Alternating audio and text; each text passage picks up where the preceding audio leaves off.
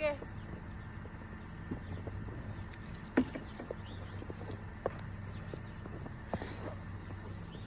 Hey guys, linis tayo ng sasakyan. Thank you. Akala ko kanina. Hindi. Alas 8 ko ngayon.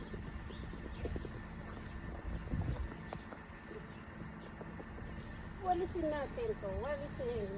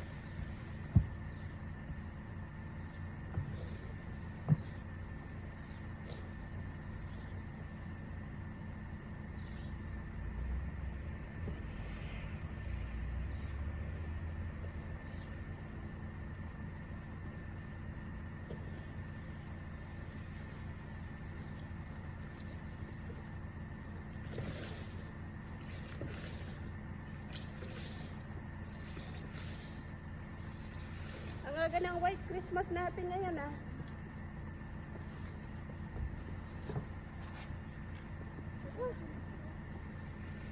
Ha?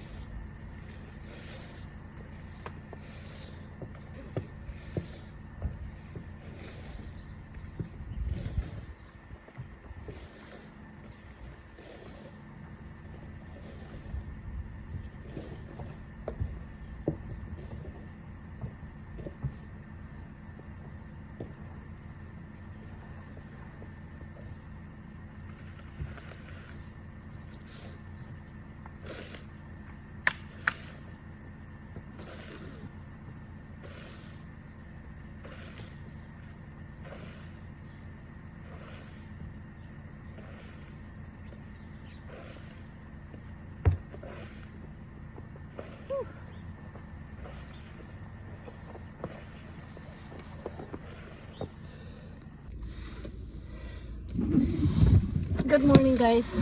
Good morning. Hindi ko in-expect guys na may snow ngayon. Tingnan nyo guys sa labas. Yan ang outlook natin. Sa labas. Yun, snow. White snow.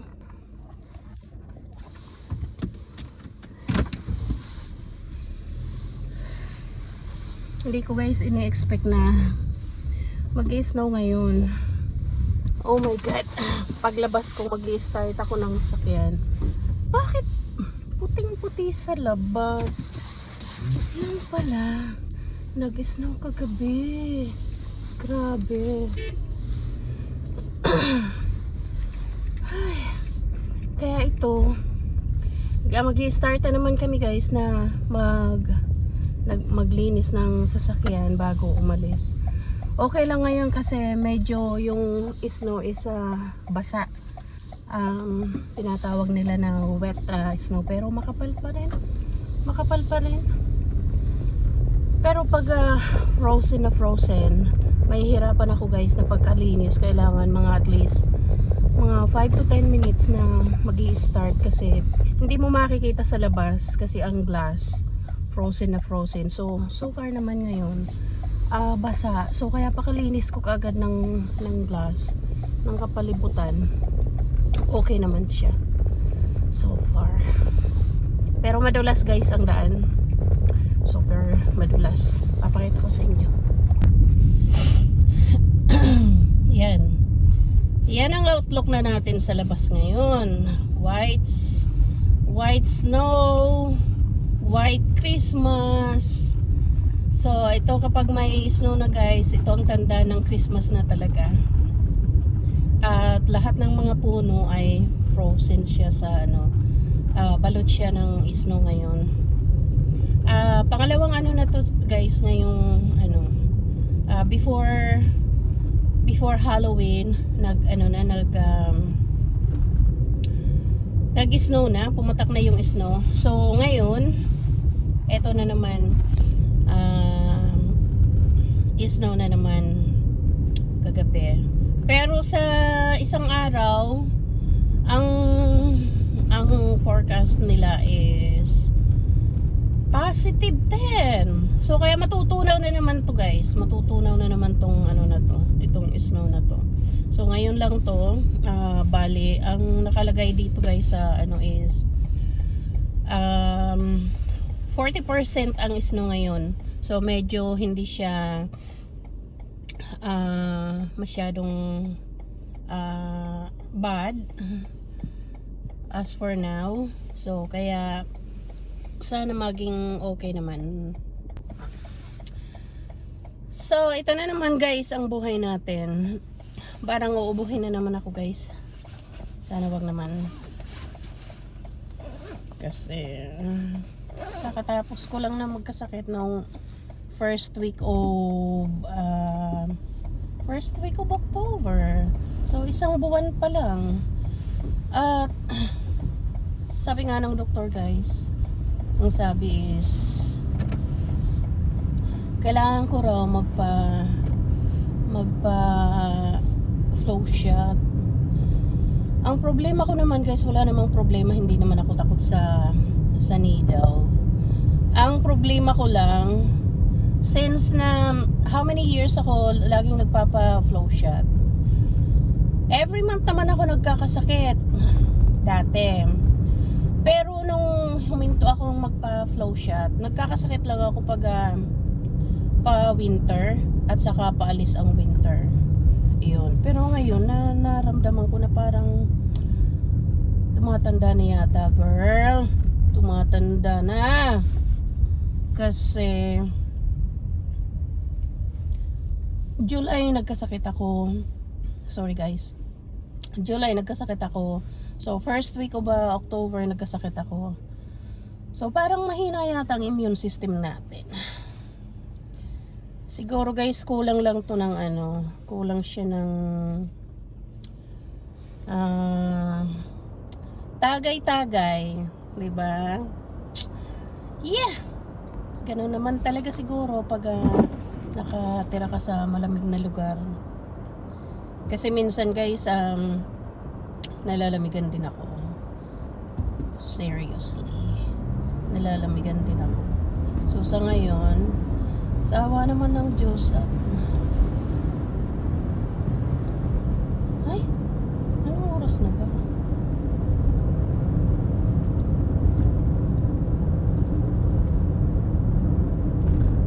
Sa awa ng Diyos, ito okay naman ang road. Hindi, mayroong parte lang na madulas, pero sa ngayon okay naman tong road. Yeah, okay naman siya.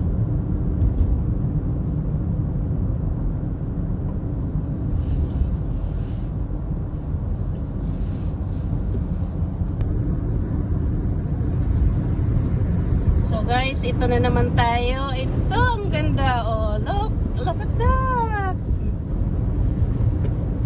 Nakita nyo guys yung mga na naman. Kaganda. Ganda nila.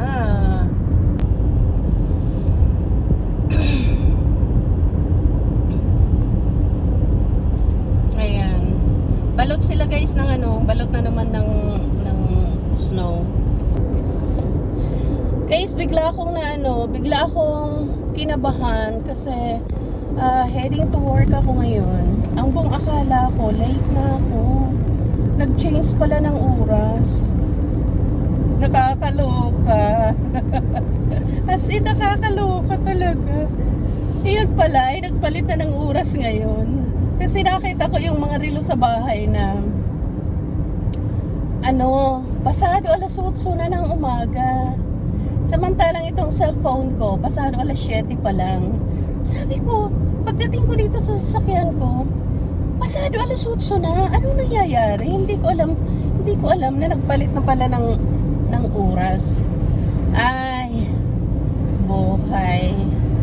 Nakakaloka. Bigla akong kinabahan kasi late na ako ng isang oras. Ang pasok ko ngayon is 8 o'clock. So, kung malilate ako, ano magagawa ko? Hindi ako magmamadali guys kasi ang road niya ay may snow. Hindi tayo pwedeng mag-over speeding. Kaya kung ano yun lang yung takbo natin, yun lang. Kahit na tayo malate, wala na tayo magagawa. Yes, ganun talaga.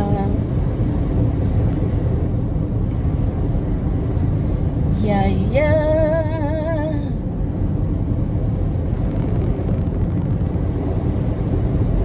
Naririnig niyo guys yung tunog ng gulong. Punong-puno yan ng snow. Yung nadadaanan niyang snow. Ganun ang tunog. Kung naririnig niyo.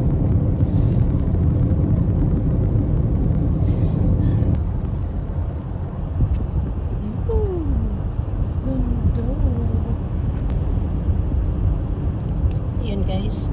Tingnan niyo yung mga kahoy-kahoy. Pinapakita ko lang sa inyo guys.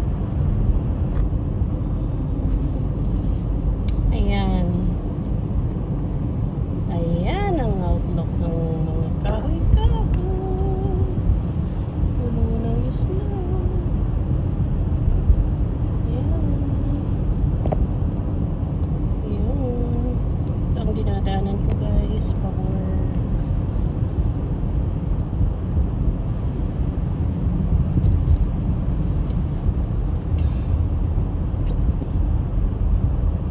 Yun ang building ng work ko guys. Yun.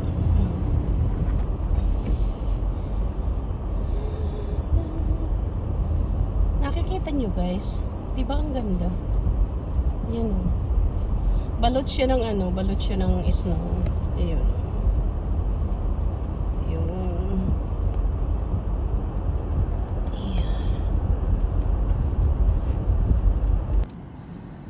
Yan guys, papakita ko lang sa inyong malapitan. Yan guys, ang kapaligiran. Ito po guys yung sa likuran ng trabaho ko. White na talaga. So that's it. Punta na tayo guys sa loob. Hi guys. Back to road tayo. Done at work. At malamig pa rin. May snow. Ay, nagme-melt na pala. Ayan guys. Got it. One of the members were 9 years old, toured. Hi guys. Madilim, sorry. Give us all just a second. But uwi na tayo at tapos na naman ang araw natin. Pero ito na guys ang natin ngayon. Ang panahon natin ngayon ay madilim na. So time check is 6:39. 6:39 na guys. At uwian na. So nakikita nyo lang ako guys kapag nasasagi ako ng ilaw sa kalsada. Pero actually madilim na talaga, papakita ko sa inyo. Ayan. Ayan na ang kalsada natin. So yung snow dito sa kalsada ay tunaw na kasi saka dinadaanan ng mga sasakyan natutunaw sila. Pero yung mga sa gilid-gilid, hindi pa talaga. And then sana ay hindi muna mag-snow mamayang gabi kasi for sure in few days is positive 10 or 11 kami. So mamimelt pa rin tong snow na to, guys. So sa ngayon ay ida-drop off lang namin yung sakyan ni Ina kasi bukas may schedule siya ng magpapapalit ng winter tire or all-weather tire. So bukas pa naman sana yung schedule, kaso kailangan nang i-drop off namin ngayon kasi bukas si Ina ay walang pipick up sa kanya pag drop off niya ng sasakyan. So ngayon, habang ako ay nandito sa downtown, kailangan niya nang i-drop off. So kaya punta muna tayo doon, guys. Samahan natin siya at isasakay rin natin pauwi na ng bahay para isahan na lang.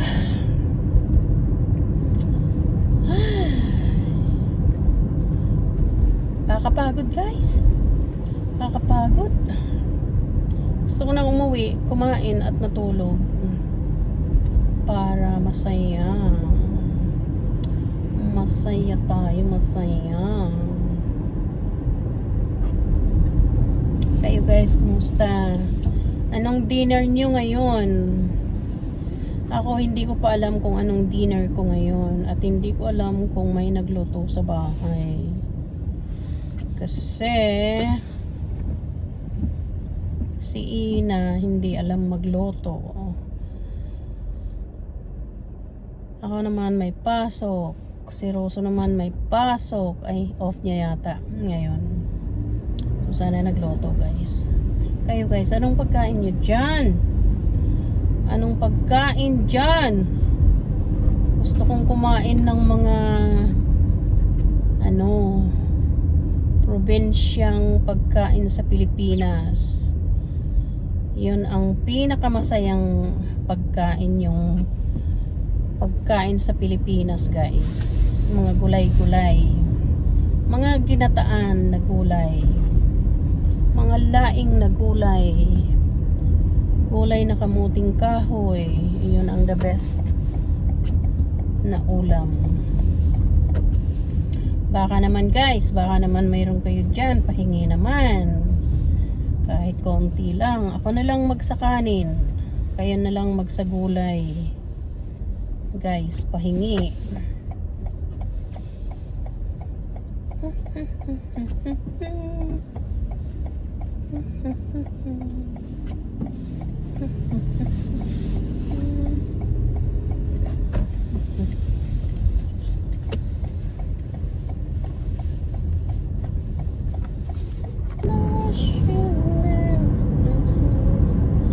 Hey, guys, let's go home, and this is the way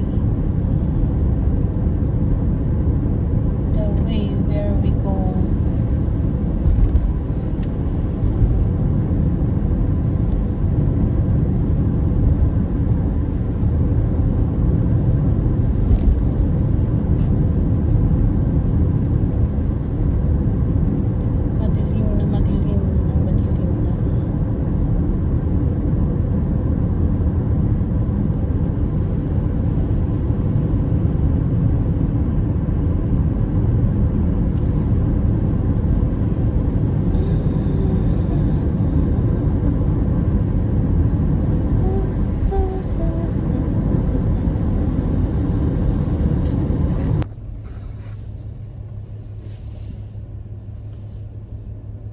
Malapit na tayo, guys. Malapit na tayo sa bahay.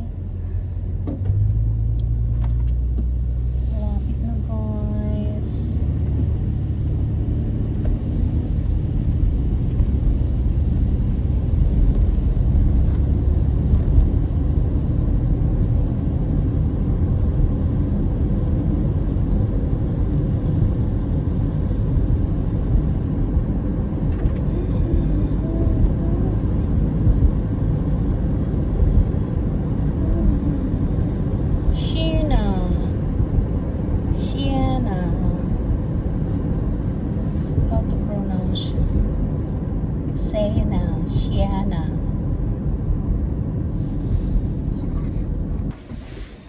So guys, thank you at nandito na tayo. Nakarating na tayo sa bahay.